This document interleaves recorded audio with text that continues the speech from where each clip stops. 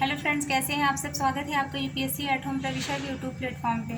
हम जो यूपीपीसीएस की मेंस आंसर राइटिंग कर रहे हैं, जिसमें हमारा जो टारगेट है डेली 5 क्वेश्चन की आंसर राइटिंग करने का, उसी सीरीज़ में हमारा क्वेश्चन है जीएस पेपर थर्ड से। हमारी जो ये मेंस की सीरीज़ चल रही है वो यूपीएससी और यूपीपीसीएस के पीवाईक्यू पे बेस्ड है, जो कि करंट के साथ अपडेट करते हुए आप लोगों को कराई जा रही है। आप लोग चाहें तो इस सीरीज़ के माध्यम से अपनी मेंस की तैयारी को और बेहतर कर सकते हैं। क्वेश्चन हम देखेंगे, समावेशी विकास के लिए महिलाओं का सामाजिक सशक्तिकरण क्यों आवश्यक है, विस्तार पूर्वक वर्णन कीजिए। क्वेश्चन क्या पूछा गया है कि समावेशी विकास के लिए महिलाओं का सामाजिक सशक्तिकरण क्यों आवश्यक है, विस्तार पूर्वक वर्णन कीजिए। सबसे पहले हम इसका इंट्रो देखेंगे। इंट्रो में सबसे पहले समावेशी विकास को बताएंगे कि समावेशी विकास क्या होता है।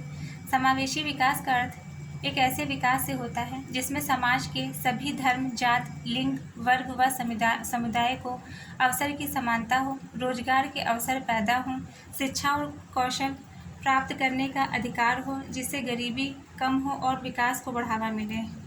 मतलब समावेशी विकास में क्या बताया गया है कि समाज का जो है किसी भी वर्ग, जाति, समुदाय का व्यक्ति हो, उसको किसी भी आधार पर उससे कोई भेदभाव नहीं किया जाएगा। उसको समान रूप से शिक्षा, रोजगार के अवसर प्रोवाइड कराए जाएंगे। दूसरे शब्दों में हम क्या देखेंगे, दूसरे शब्दों में ऐसा कहा गया है कि यह एक ऐसा विकास है जो न केवल नई आर्थिक संभावनाओं को जन्म देता है, बल्कि सभी वर्गों तक ऐसे अवसरों की समान पहुँच को सुनिश्चित करता है। मतलब इसमें बताया गया है कि एक ऐसा विकास जिसके अंतर्गत समाज का जो सबसे अंतिम तबके का व्यक्ति है, उस व्यक्ति का भी विकास हो सके। इसको जो हम समावेशी विकास के रूप में जानते हैं। इसकी क्वेश्चन का जो मेन बॉडी का पार्ट है उसको हम देखेंगे कि महिलाओं का सामाजिक सशक्तिकरण क्यों आवश्यक है। पहला क्या है, पितृसत्तात्मक समाज। महिला को शिक्षा, रोजगार से लेकर अन्य निर्णय पर पुरुष के ऊपर जो है निर्भर होना पड़ता है। इसलिए कहा जाता है कि ये समाज है वो कैसा है, पितृसत्तात्मक है। दूसरा क्या है, महिला पुरुष साक्षरता दर में अंतर। 2011 में पुरुष की जो साक्षरता दर है वो कितनी है, 80.9% है। महिला की साक्षरता दर कितनी है, 64.6% है। महिला की साक्षरता दर कम है पुरुष की साक्षरता दर से। विश्व बैंक के अनुसार भारत की पढ़ी लिखी महिला कामगार हो जाए तो जीडीपी का 4% रातों रात बढ़ जाएगा। नेक्स्ट हम देखेंगे आर्थिक विकास में योगदान। विश्व बैंक 2023 के अनुसार महिला श्रम बल में भागीदारी, मतलब श्रम बल में महिलाओं की भागीदारी कितनी है, 25% है। महिलाओं को रोजगार में शामिल करने से जीडीपी में 4 से 6% तक की वृद्धि हो सकती है। लैंगिक भूमिका के संबंध में रूढ़िवादिता। वित्तीय जिम्मेदारियां, सामान्यतः यह देखा जाता है कि जो वित्तीय जिम्मेदारियां हैं वो किसके ऊपर, पुरुषों के ऊपर है, और बच्चों की और घर की जिम्मेदारियां जो है महिलाओं के ऊपर है। ये जो है क्या दर्शाता है, ये रूढ़िवादी सोच को दर्शाता है। नेक्स्ट पॉइंट क्या है, लैंगिक असमानता में कमी। इसके अंतर्गत बताया गया है कि ग्लोबल जेंडर गैप रिपोर्ट 2022 में भारत का 127वां स्थान है। शिक्षा, स्वास्थ्य और राजनीतिक अधिकारों में बराबरी देने में असमानता घटेगी। नेक्स्ट पॉइंट क्या है, वेतन असमानता। इसके अंतर्गत बताया गया है कि नेशनल क्राइम रिपोर्ट ब्यूरो के अनुसार महिलाओं को पुरुषों की तुलना में 34% वेतन कम मिलता है। नेक्स्ट पॉइंट है विधायिकाओं में महिलाओं का प्रतिनिधित्व। अंतर संसदीय संघ और संयुक्त महिला की एक रिपोर्ट के अनुसार संसद में नवनिर्वाचित महिला प्रतिनिधियों की संख्या के मामले में भारत 193 देशों में 148 स्थान पर है। सुरक्षा संबंधी चिंता। महिलाओं को भ्रूण हत्या, घरेलू हिंसा, बलात्कार, तस्करी, वेश्यावृत्ति, कार्यस्थल पर यौन उत्पीड़न, ऑनर किलिंग जैसी समस्याओं का सामना करना पड़ता है। तो ये हमने क्या देखा कि महिलाओं का सामाजिक सशक्तिकरण क्यों आवश्यक है। इसके हमने सारे पॉइंट देखे। अब हम देखेंगे कि महिला सशक्तिकरण हेतु कौन कौन से प्रयास किए जा रहे हैं। भारत सरकार के द्वारा महिला सशक्तिकरण हेतु संवैधानिक व गैर संवैधानिक दोनों स्तरों पर प्रयास किया जा रहा है। संवैधानिक प्रावधान के अंतर्गत आर्टिकल 14, 15, 16, 17, 19, 21 में महिलाओं को समान अधिकार प्रदान किया गया है। जिस किसी को भी ये आर्टिकल डिटेल में देखने हैं वो हमारी लक्ष्मीकांत की सीरीज़ को देख सकता है, जिसमें हमने पूरा इसको डिटेल में कवर किया है। नेक्स्ट पॉइंट क्या है, पंचायती राज व्यवस्था में आरक्षण। सरकारी योजनाओं के माध्यम से सशक्त करने का प्रयास। मतलब कौन सी सरकारी योजनाएं ऐसी चलाई गई हैं जिनके माध्यम से महिलाओं को सशक्त किया जा रहा है। पहला क्या है, पहली सरकारी योजना कौन सी है? उज्ज्वला योजना। इसके अंतर्गत 2022 तक 9 करोड़ महिलाओं को गैस कनेक्शन प्रोवाइड कराया गया है। नेक्स्ट क्या है? बेटी बचाओ बेटी पढ़ाओ।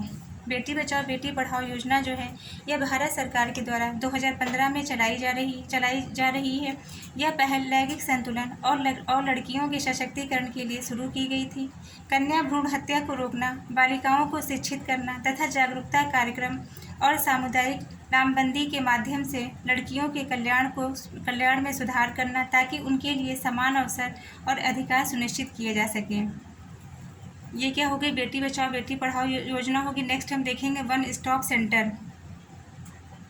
इसके अंतर्गत जो है क्या बताया गया है? यह जो योजना है यह भारत सरकार की एक पहल है जो कि महिलाओं के लिए एक ही स्थान पर विभिन्न प्रकार की सहायता प्रदान करती है, खासकर उन महिलाओं के लिए जो हिंसा संकट से पीड़ित हैं। यह योजना उन्हें तत्कालिक चिकित्सा सहायता, कानूनी सहायता, मनोवैज्ञानिक परामर्श और अस्थायी आश्रय और पुलिस सहायता प्रोवाइड कराती है। नेक्स्ट क्या है? शिक्षा और स्वास्थ्य। इसमें जो है क्या बताया गया है कि 2023 में भारत में महिला साक्षरता दर 77%, पुरुषों की तुलना में 84%। नेक्स्ट क्या बताया गया है? स्वाधार योजना। इसके अंतर्गत जो है बताया गया है कि यह भारत सरकार में महिला एवं बाल विकास मंत्रालय के द्वारा संचालित एक योजना है जो कि संकटग्रस्त महिलाओं को आश्रय, भोजन और वस्त्र देखभाल प्रदान करती है।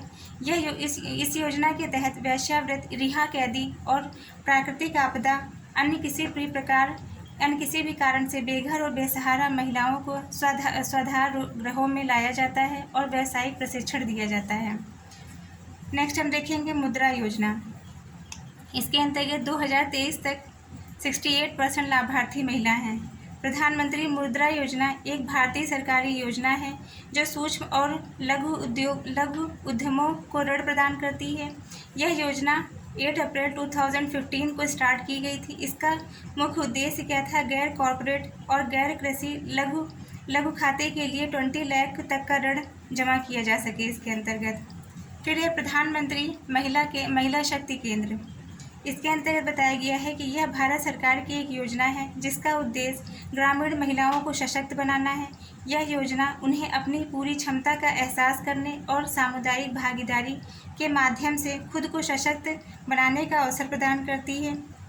प्रधानमंत्री महिला शक्ति केंद्र के तहत ग्रामीण महिलाओं को कौशल विकास, रोजगार, डिजिटल साक्षरता, स्वास्थ्य और पोषण के अवसरों के साथ वन स्टॉप सहायता सेवाएं भी प्रदान की जाती हैं।